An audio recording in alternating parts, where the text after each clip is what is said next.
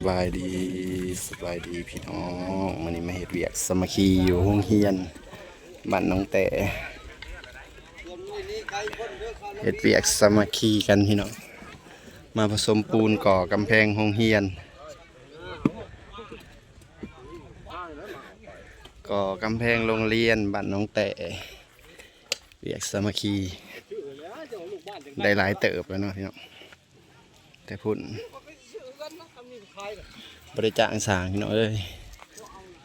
ชาวบ้านเฮ็ดนำกันเวียกสามัคคีและเวียกมีแต่เวียกสามัคคีหนาแรงมาบ้านบ่แพง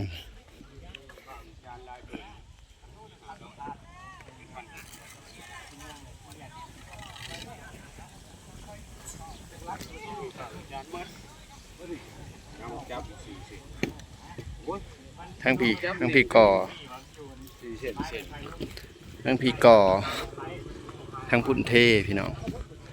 แผนกก่อทางนี้แผนกเททั้งพุ่นแผนกสมปูนหลายแผนก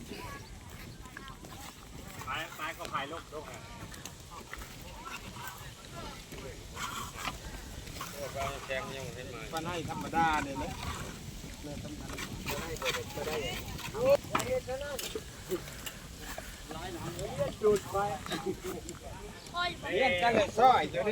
ไก่สิแล้วเลยแหละพี่น้อง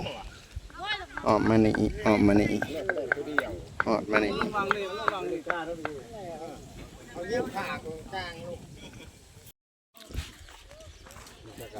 ก็พี่น้องเดี๋ยวก็พักเที่ยง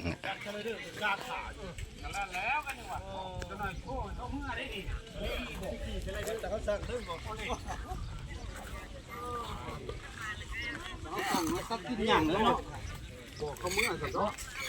เขาสั่งตัดกินหยั่งเลยบอกจะได้เด้ออยู่ไหนแดดฮ้อนพี่น้องจักมือได้สิฮอดสงกรานต์จะหน่อยไปถ่ายเอาอยู่สไลเดอร์นี่เด้อพวกนี้จะพากันไปดิ่มสไลเดอร์ว่าจ้ะรุ่นใหญ่วะรุ่นใหญ่รอบเที่ยงนี่รุ่นใหญ่ว่าซั่นเอางานอยู่แล้วเพื่อนงานแล้วมาเลยนะบอกไปนำกันบ่แต่จานน้ำหนามือกล้องเอาโมนี่ซะมือนี่เนาะมือกล้องกันไล่สดเราได้เล่นสไลเดอร์ว่ารุ่นใหญ่เล่นสไลเดอร์ยันนั่นล้มนี่สูบเขาหลายๆอยู่จะล้มตัวหนึ่งแล้วปิ้วขึ้นมาได้น้ำหนักตั้งเต็งไว้เลยสั่งเต็มที่เลยโอ้มีเฮ้ยหรือว่ากล้วยเขาเป็นไงนี่ว่ากล้วยนกคันเขียวยงๆน่ะ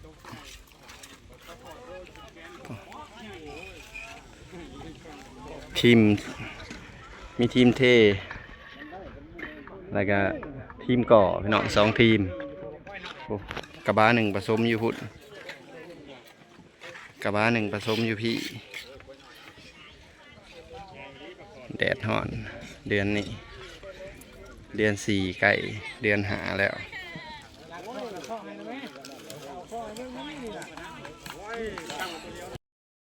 ตอนนี้บล็อกกำลังมาส่ง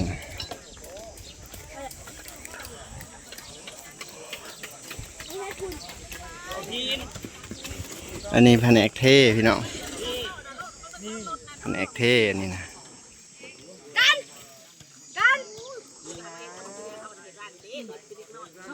เขาบักสับบักผิดว่านเขาเว้นว่าบริสุทธิ์ของน้ำเผา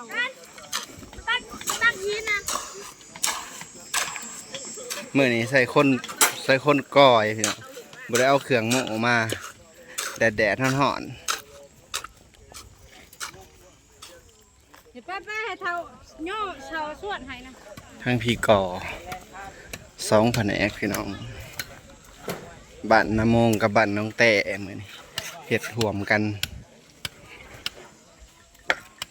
สามัคคีกันแล้วพี่น้องบริจาคสอกจางสัก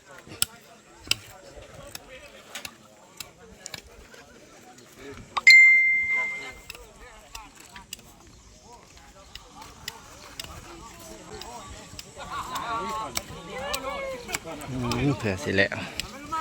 ก่อได้ประมาณ3 มื้อพี่น้อง มื้อที่สี่มื้อนี้3 มื้อ4 มื้อแล้ว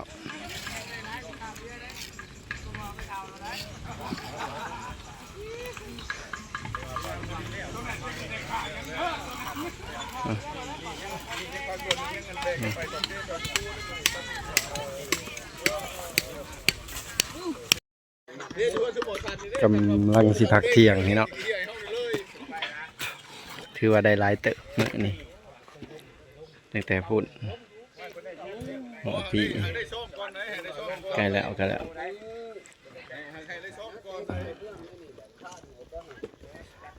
ำลังสิพักเที่ยงกินข้าวเที่ยงกินข้าวสามัคคีอีกแล้วมื้อนี้ ป้ายบาทเนี่ยแท็กมาบ่ยอมได้บ่ท่วมแหลนมันบ่เมื่อยบัดเฮามาซื้อมันจับเขาได้ก็ได้แบบโอ้ยสาวได้ก็เพลงตีกันอีกไปแต่ได้บ้านมาจะซื้อกินนี่เนาะ เมื่อน้ำแหน่ก็มีพี่น้องบรรยากาศดูฮ้อนคักฮ้อนแน่ พาโพเลิศออกไปเปลี่ยนเนี่ยเปลี่ยนเวียนเสือเวียนตัวนั้นตัวเนี่ยเด็ดบ่คือจะกูจิตายอย่าเลยจะมีมาเลยยังเดินจ้าเสือจะมีหลับตายบ่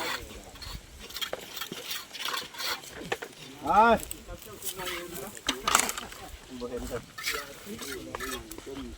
ร้านไหนดูโคตรเสียโอ้ยแค่นั้นก็ได้บัดนี้30ได้ลงเองโอ้ยมันไม่มีวัน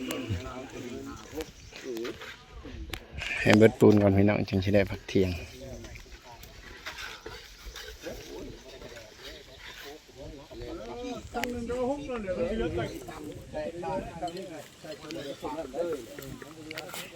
ถือว่าไก่เสร็จเรียบร้อยเนาะพี่น้องก็กำแพงโรงเรียนบ้านน้องแต่บ้านเดียวกันเลยพี่น้องเขากับบ้านน้ำโมงบ้านบ่าวแพง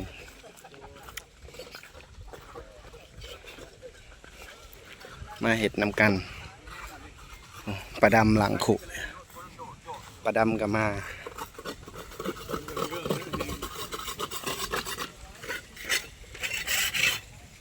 แม่ครัวเห็ดกินอยู่พุ่นพี่น้อง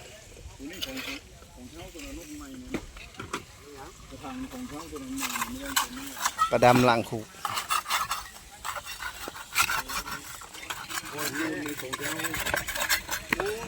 สบายดีพ่อแม่พี่น้อง โอ้เป็นนางน้ำไม้เนอะ มื้อนี้ก็มาเฮ็ดเวียกรวม ปลาด ติดกาแฟโงถามโรงเรียน ทำเงี้ยเท่าไรเนี่ยเขาทำอยู่เงี้ยดิโรงหัน ำก่อกำแพงโรงเรียนบ้านน้องแต่ กาแฟโรงเรียนม.ปลายเนาะนี่ มอปลายบน ใกล้สิสำเร็จแล้วแหละพี่น้อง เหลืออยู่สำนักพี่น้องวางหันนะฮะ แพงได้แพง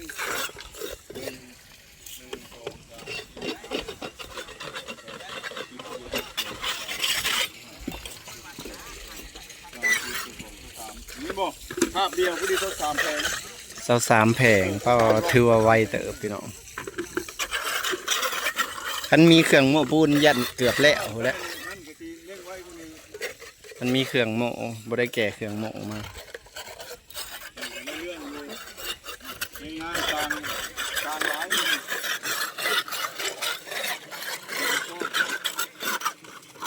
ประด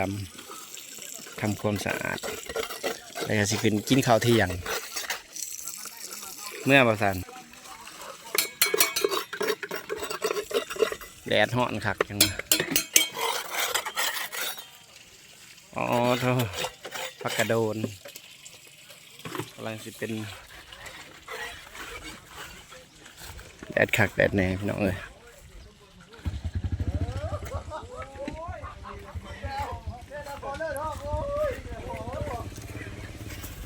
กินข้าวเที่ยงค่ะ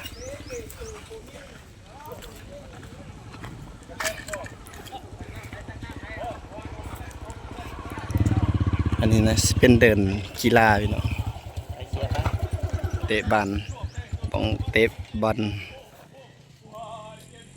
โรงเรียนม.ปลายน้องแต่พี่น้องกี่บ่าวแพงเขาอยู่นี่แหละโรงเรียนบ่าวแพงเขาโรงเรียนอยู่นี่พี่น้องเก่าแล้วตอนยังน้อยมาเขาอยู่นี่โรงเรียน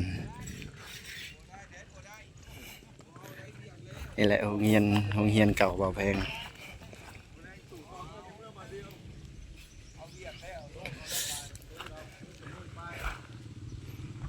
อุ้ยคือหอนแท้นี่หอนคักหอนแน่พี่น้องเอ้ยแดดปอโทษดอกหมากกระโดน